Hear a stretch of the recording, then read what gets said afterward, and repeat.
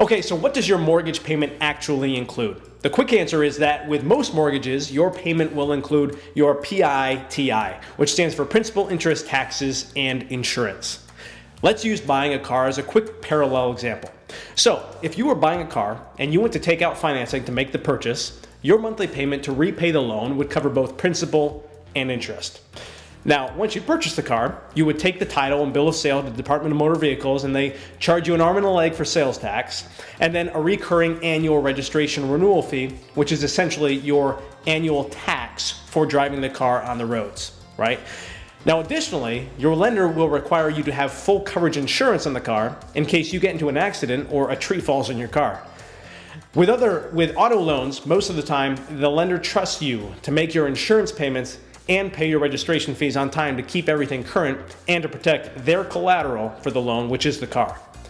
On the other hand, when you make a much larger purchase and borrow hundreds of thousands of dollars to buy real estate, most lenders will require that you have what's called an impound or escrow account when you take out a new mortgage. What this account basically does is that it works as a banking account that your lender has access to pay your taxes and insurance from on your behalf.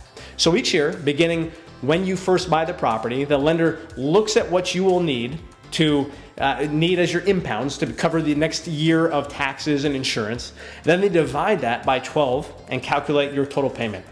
So in fact, you might even see these impounds as part of your closing cost when buying the property, since you need to start out with a fully funded impound account. If you're buying a property in an area where there are Mello-Roos or other supplemental taxes, these will not be covered by your PITI payment, since these will fall under your property taxes.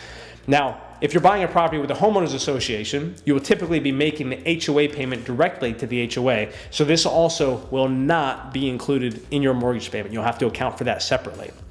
Now, I want you also to note that if you're using a third-party mortgage calculator, don't ask me why, but many times, often, they only include principal and interest calculations as if you were calculating a car loan.